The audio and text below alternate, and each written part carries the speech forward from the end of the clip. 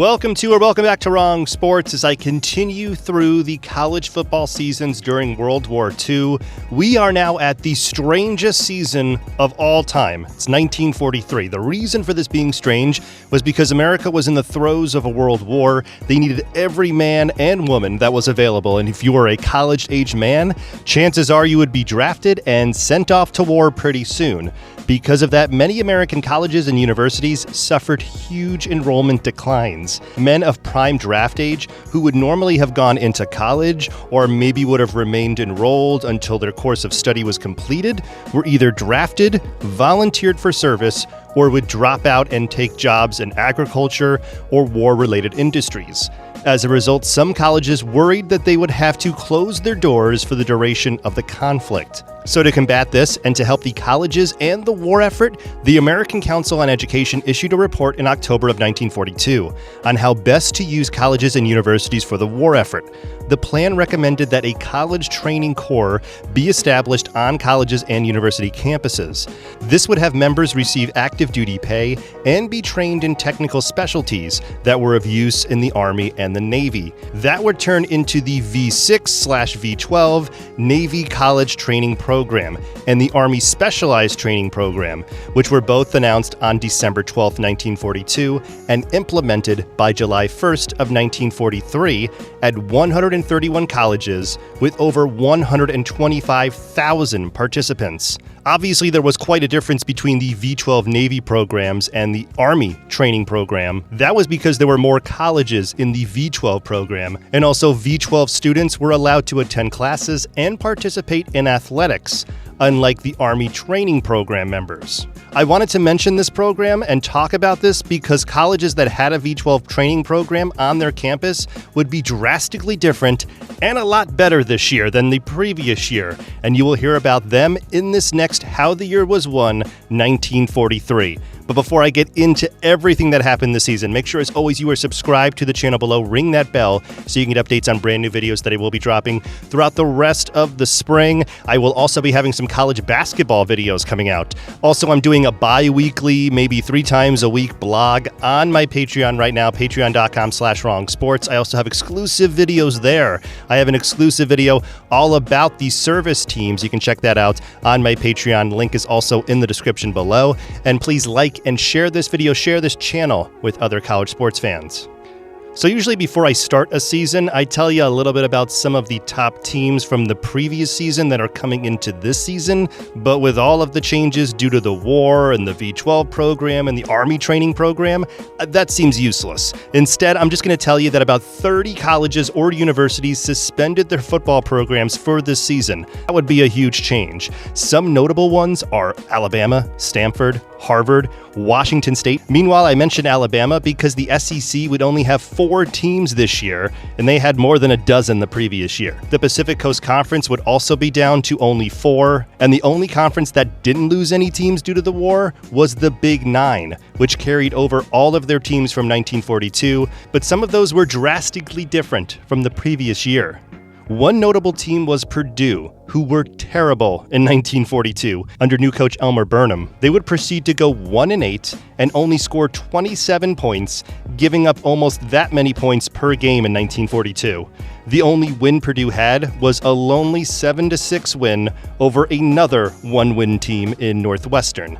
But in 1943, Purdue would be different as no school's football team benefited from the V12 program more than Purdue did, as 33 athletes/trainees were available that had played for other schools the previous season, including 8 players from Illinois, 2 specifically that I'll mention being Tony Bakovich, who was a great halfback, and a lineman who was a Hall of Famer, and Alex Agace. In addition, Purdue also had a handful of starters from Missouri's 1942 Big Six champion team. So with that roster, they were expected to be a lot better than a 1-win team. Another team in their conference that benefited from these V12 trainees was Michigan. They were already a top team last year, but got even better as Michigan got a big fullback in Bill Daly, who was a great player for their conference rival in Minnesota, who I mentioned last year, and due to being in the V12 program, he would move to Michigan. But that wasn't the only great player from a conference foe that Michigan would receive, as they would get Wisconsin's great halfback, Elroy Crazy Legs Hirsch, who came to Ann Arbor for training and was able to suit up for two different teams in Big Nine conference play. With Daly and Hirsch, Michigan was seen as another V12 All-Star team. And before I leave the Big Nine conference, I have to cover Northwestern, as they would also benefit greatly from this program. Except they were a part of the Navy Medical and V7 Midship programs. This was different from the V12 program, but it was still under the Navy banner, and it would help Northwestern not only keep their athletics, but keep their school open, and also allow their great quarterback, Otto Graham, continue to play there. But after these three, the rest of the Big Nine would struggle as training programs would take over their campuses and the school's athletic teams were replaced by pre-flight or other military teams. One example was Iowa, who lost a lot of players to the war and would finish with one win. Meanwhile, they had to share facilities with Iowa pre-flight, who were light years better, and you will hear way more about Iowa pre-flight this season than Iowa. That's why I wanted to mention that Iowa only had one win this year, because I'm not really going to mention them at all. But the team that I will mention more than any other this year will be Notre Dame once again. Notre Dame's returning just two starters from the previous season, but boy did they reload. This was again due to them being a part of the Navy V12 program, but there is a great story behind it. Notre Dame, like many colleges, faced severe financial difficulties during World War II, which were only made worse by the fact that it was still an all-male institution. And there were a few days where people were thinking Notre Dame would have to shut down for at least 1943. But then the U.S. Navy came in and would make Notre Dame a training center for the V12 candidates, and would also pay enough for the usage of that facility to keep the university afloat. Because of Navy stepping in and helping out Notre Dame during this dire situation, Notre Dame would schedule Navy and would continue to schedule Navy in football up to this day. So if you want to know why Notre Dame and Navy play each other, this is the reason. Along with keeping Notre Dame alive, they would still have Frank Leahy and were aided by some V12 trainees this year too.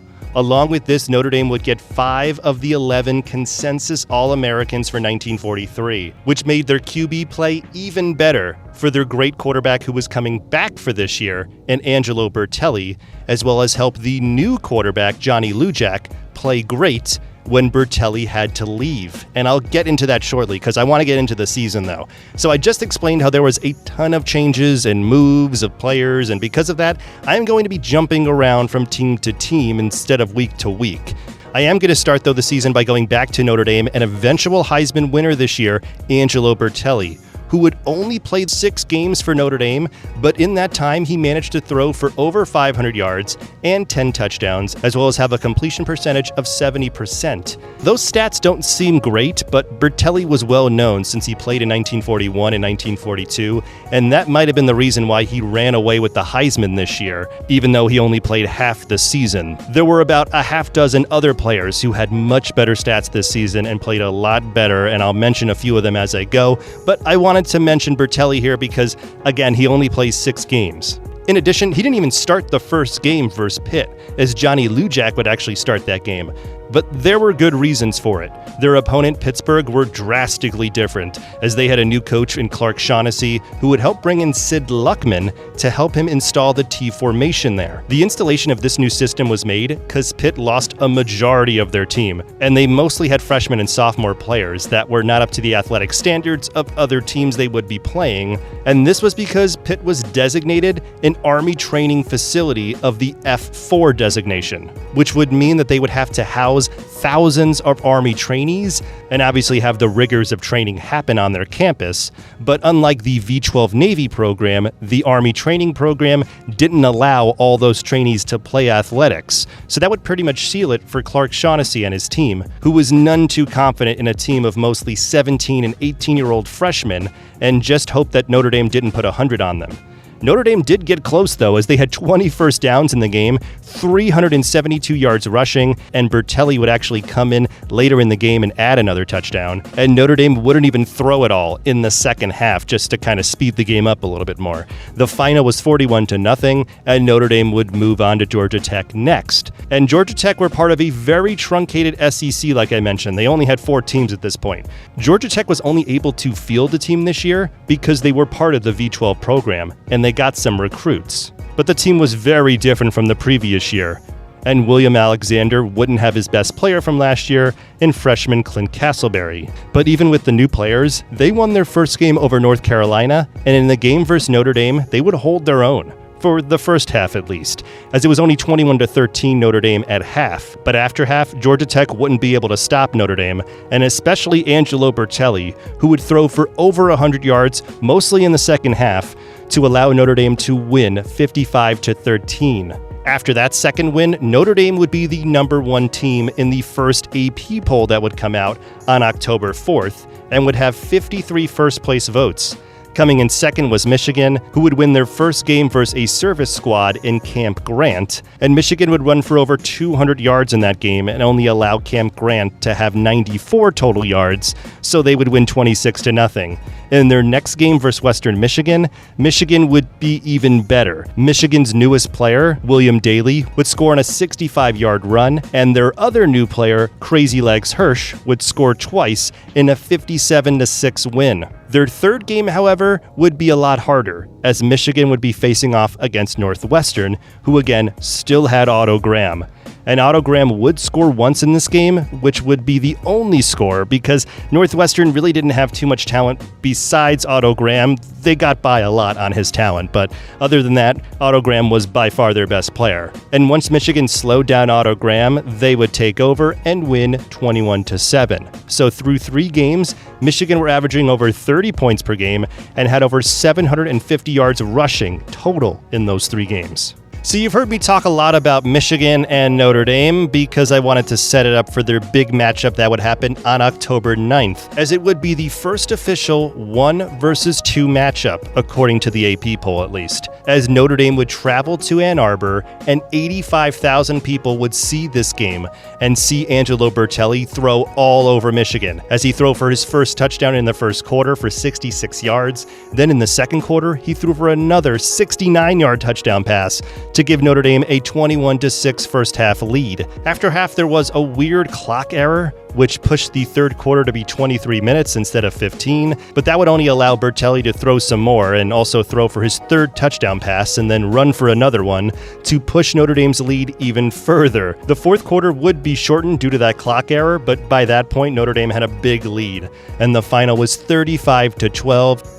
After this win, Notre Dame would be the number 1 team by far, with Michigan dropping to number 9, and Army would now creep up to number 2, with Navy at number 3, Penn at number 4, and Purdue at number 5. And speaking of those new teams at number 2 and number 3, let's get into Army and Navy. I didn't really cover them too much in 1941 and 1942, but I'm going to be covering them a lot in these next 3 years because their teams get a lot better. Army were coming into 1943 off of a 6-win season in 1942 with their coach Earl Red Blake. Blake had come to the academy after a great stint at Dartmouth, where he went 45-16-4, including an unbeaten streak of 22 games. But he was hesitant to come to Army because he wasn't currently serving, which all previous coaches were, but he was an Army alum as well as a former assistant in the late 1920s. Along with that, Army still had height and weight requirements that made their teams smaller, like what's happening now pretty much, which in the last few years led to Army having losing records in 1939 and 1940. The only way that Blake would take the job was if they would drop those requirements and also drop the requirements for coaches to serve. I guess Blake caught him at a good time because they would acquiesce to his demands, and Blake would start in 1941, leading the team to a 5-3-1 record. But they would lose to rivals Navy and tied Notre Dame. The next year, Army went 6-3, and they lost again to Notre Dame, and Navy shut them out. This resulted in many alum to pressure Earl Blake to make more changes or to do something to improve in 1943. Earl Blake would first do so by improving the line, as from 1941 to 1942, he would recruit some bigger guys, and that would allow 4 players to get honors on one of the All-American lists in 1942. But even though the line was improving, the offense really wasn't. But with a world war going on, Army would become a sought-after place for 18-year-olds and even 20-somethings to go. The reason for that was because due to this wartime draft, anyone that was drafted would go to training for 6 months or so and then get shipped out. But if you went to West Point, you would delay being shipped off to Europe or Asia, which for some was big because no one knew in 1943 how much longer this war would go on for. And I don't mean to say that going to West Point would save your life, because actually there would be a few players who would play on these Army football teams during World War II that would lose their lives, and I'll actually go into them in later episodes. One of those 18 to 24-year-old athletes who had seen West Point but really wasn't attracted to it until now was Glenn Davis. He was one of the fastest players in all of California during the 1942 high school football season and helped his high school win their first state title. Due to this, Davis was sought after and first accepted to go to USC with his twin brother Ralph. Davis accepted to go to USC because he didn't think he'd be smart enough to go to West Point. But after Army assistant coach Herman Hickman saw him, Hickman was able to get a U.S. House rep in California to give Davis and his brother a recommendation for them to go to West Point, and he'd be in. But he didn't play much in 1943 due to him not having his grades at an acceptable level. And also Blake didn't play many freshmen either, even though freshmen were allowed to play still. Army without Davis on the field would still be a great team, as their line made their offense move up and down the field a little easier, and it made their defense even better. Army would start their 1943 season with 4 straight shutouts and scoring over 30 points a game, which was nearly a 10-point improvement over 1942. Army would be ranked either 2 or 3 for all of October, as they shut out Columbia on the road and gave up their first points to Yale on the road, but still won by 30. They would now be 5-0 and would have to go to Philly to play the undefeated Penn squad, who were ranked at number 6. Penn were the best of the Ivy League schools during World War II, and it was because they were able to keep their players longer, and of course due to them being a V-12 school. Most of the other Ivy schools were either Army or Navy training schools, so they wouldn't get the new recruits like Penn got, and due to Penn getting these new Navy trainees, they were able to start 5-0, beating Princeton, Yale, Dartmouth, and Columbia by huge margins. But even with those big wins, Army were the favorites going in, and had a lead most of the game until a late touchdown pass by Penn tied it up at 13, and that would be the final. Army's tie wouldn't send them out of the top 5, as there was another game that same weekend of October 30th that had big ramifications, and it would involve Notre Dame again. And I'll mention that poll after I mention this game that would happen in Cleveland, as the number 3 undefeated Navy team would play the undefeated number 1 Notre Dame squad. And I mentioned earlier how Navy and Notre Dame started their big yearly rivalry due to Navy making Notre Dame a training school. I mentioned how Notre Dame flexed their muscles early in the season, and they would continue, as after they beat Michigan, they would destroy teams all throughout October, shutting out Wisconsin 50-0, and then beating Illinois after that 47-0. And obviously I mentioned why Navy and Notre Dame play, but Navy had a different time during World War II than Army did. The reason for that was not only was the V-12 program installed, and you would think Navy would have an all-star team, but they really never did, as they would get a few experienced players every year, but never to the level of the other naval training schools. This was probably due to the Naval Academy in Annapolis training higher-ranked cadets than the service squads did, and also some of these higher-ranked cadets wouldn't play athletics and instead focus solely on training and education. That would hurt Navy on the football field, at least in 1942, as they finished with an up-and-down season going 5-4, but they started 1943 by beating number 5 Duke, along with 4 other wins by a touchdown or more, to get them into being number 3 for this game. Over 70,000 people would show up, hundreds of sports writers would show up to see this top 5 matchup, but instead it was a complete blowout, as Notre Dame's defense stopped Navy from doing anything, and Angelo Bertelli would shine with another touchdown pass and some dazzling runs to give Notre Dame the 33-6 win. That huge win would make Notre Dame the unanimous number 1 team, as they had 97 out of 101 first-place votes.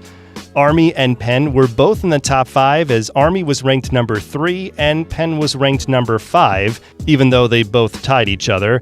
But the number 2 team was a team I quickly mentioned when I started this season, and that would be Purdue. This was quite a big jump for Purdue, who, like I mentioned, were not good in 1942, but got a plethora of great trainees with college and pro football experience.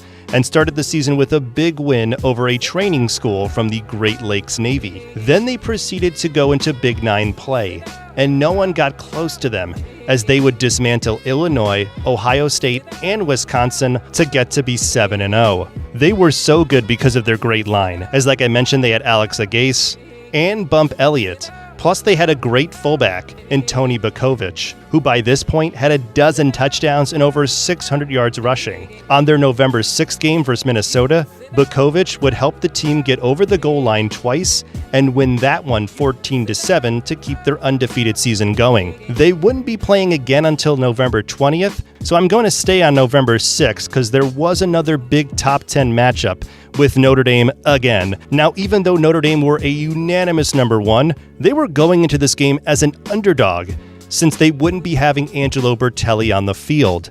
I mentioned how he only played half the season, and that was because at the start of November, or a few days before this game, Bertelli would be called up and activated by the Marine Corps. He would have to leave immediately and leave Notre Dame in the middle of this daunting season that seemed to only get harder with this Army game coming up.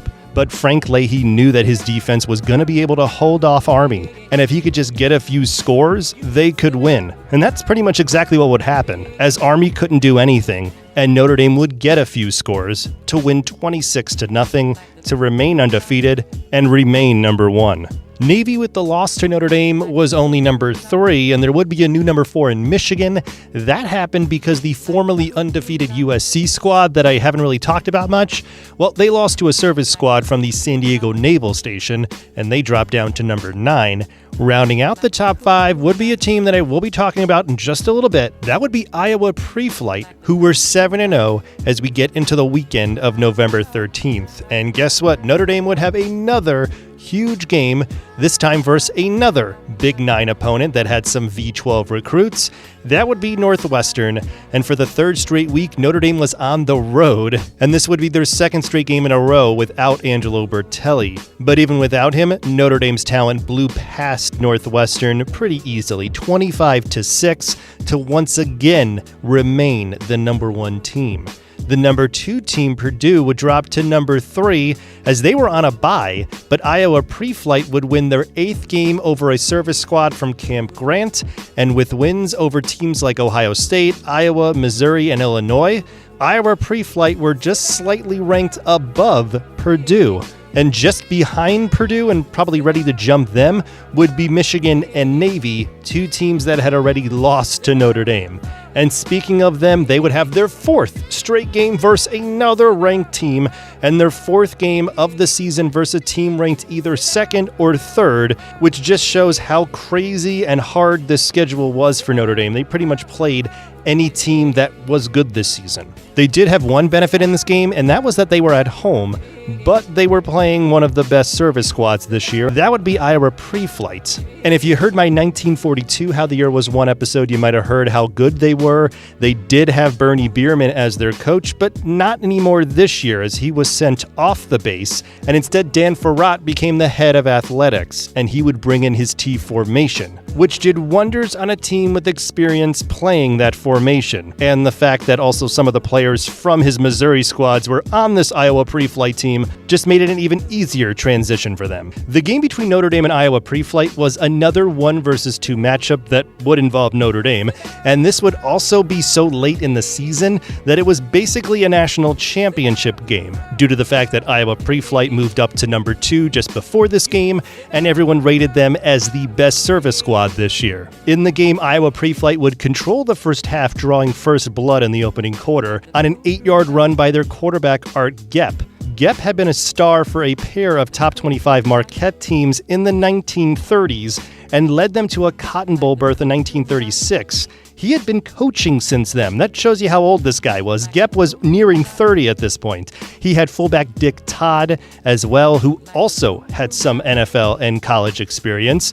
and they were getting off good gains on the ground against Notre Dame's defense. And along with their running, Dick Todd's punting would keep Notre Dame pinned back all throughout the first half. I mentioned how Todd had some experience. He was a star at Texas A&M and then a pro player for the Redskins for 4 years. So yeah, when I said how strange the 1943 season of college football was, this is what I meant. You had a team full of guys who were nearing 30 playing Notre Dame, another all-star team that did have a lot of players who did have college experience, but they didn't really have any players who had pro experience. This Iowa pre-flight squad was just one of the best due to having so much experienced players with pro experience. At the end of the half, pre-flight was leading 7-0, but then Notre Dame would drive 65 yards to tie it up early in the third quarter.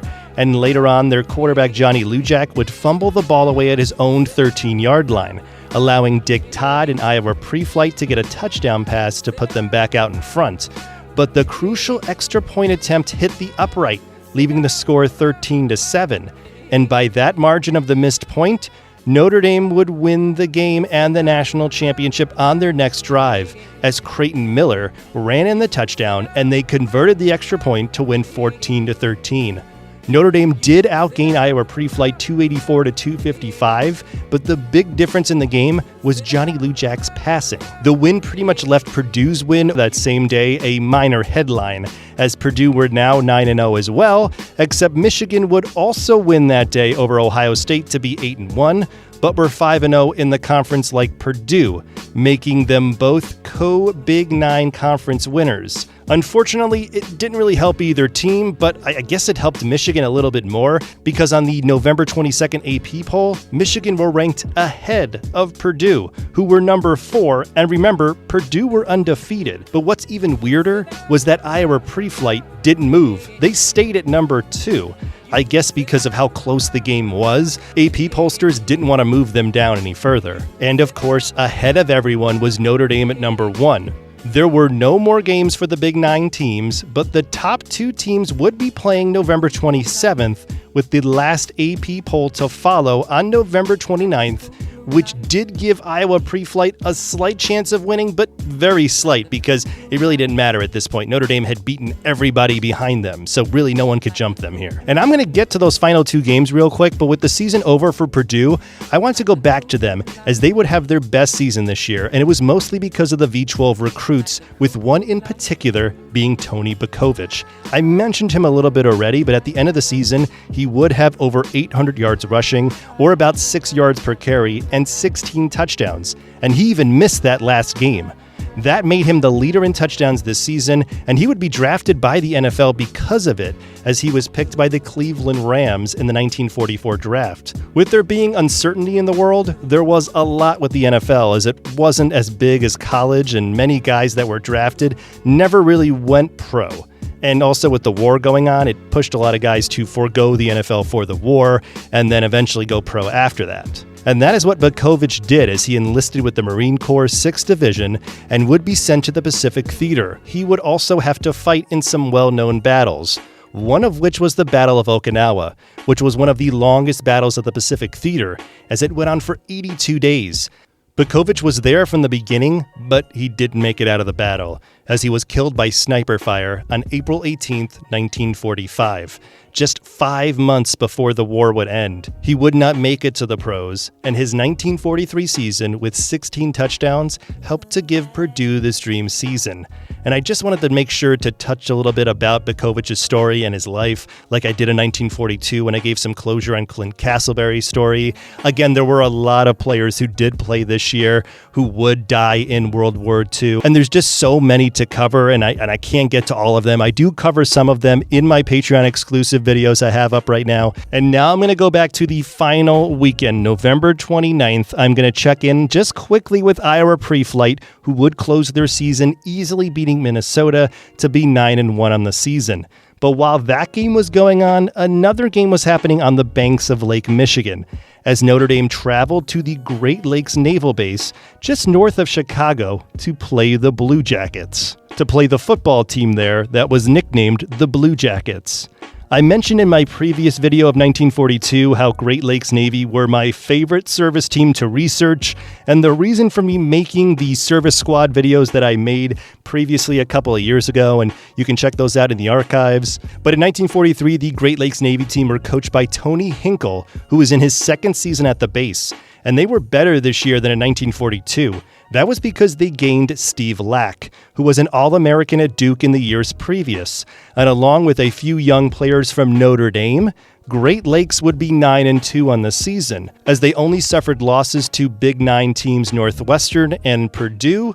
But as the season started to go on, the Great Lakes Navy team got really good, and Notre Dame would come into this game not really looking forward to playing in it, as they were all but assured of the national championship, and also knew that Angelo Bertelli was going to be named the Heisman winner later on that weekend. Along with that, this would be another road game for Notre Dame, which slowed their offense and new quarterback Johnny Lujak, as Notre Dame only got 7 points in the first quarter. Good thing for them was their defense was still top-notch, as Great Lakes had nothing, and that would be until the third quarter, when Emil Stitko got a touchdown to put Great Lakes on the board. Just a few minutes later, Great Lakes got into the end zone again to take a 12-7 lead into the fourth quarter. The reason for the 12 was that Great Lakes would miss both extra points, and I just want you to remember that, because Notre Dame would quickly score right after that and would make both of their extra points, so they were up 14-12. And with just a minute left and the lead, according to Angelo Bertelli in the book Talking Irish, he said that he found out he won the Heisman from Telegram while listening to the game on the radio while he was stationed down in South Carolina. Only a minute or two after hearing about the Heisman news, he heard that Great Lakes scored the game-winning touchdown after 2 long pass plays by Steve Lack. All of the extra point misses didn't matter because the final was 19-14 Great Lakes, and Notre Dame would suffer their first loss. Except it didn't matter because they didn't drop in the poll and they would be announced as the national champion the next day. Great Lakes would move up to number 6 in the poll, with Iowa Pre-Flight finishing second in the poll. There were other service teams that finished in the top 10, and you can see the poll here. There were also service teams in the Cotton Bowl and the Sun Bowl, which I go over in my exclusive video now on my Patreon all about service football teams. I also go over the strange Rose Bowl this year because it had 2 Pacific Coast Conference teams in it, as it pitted Washington against USC. Washington and USC wouldn't play each other this season, and also Washington lost a ton of guys to the war effort, and they only were told that they were going to go to the Rose Bowl a few weeks before the Rose Bowl actually happened. That was because USC couldn't find an opponent, since USC were named the Pacific Coast Conference winners, since they only won, I think, 2 PCC games this year. And many called the Rose Bowl the championship of the PCC. But anyway, Washington had to reload very quickly, and they would go out and add a bunch of Navy V12 football players. And I go more in depth into the game and how this all happened on that Patreon exclusive video, patreon.com/wrongsports. So make sure you check that out right now. Also link in the description below. But that is where I'm going to leave off this video. Notre Dame is named the national champion this season. Tons of stuff would change again going into 1944. I'll go more in depth into that when I get into my next video, all about how the year was won, 1944. You will be hearing a lot more about Army football in the next 2 videos. So make sure, as always, if you aren't already subscribed below, please subscribe to the channel below, ring that bell so you can get updates on when I will be dropping the next 2 videos in this series all about how the year was won in college football during World War II. And if you can, like this video and share this video with other college sports fans.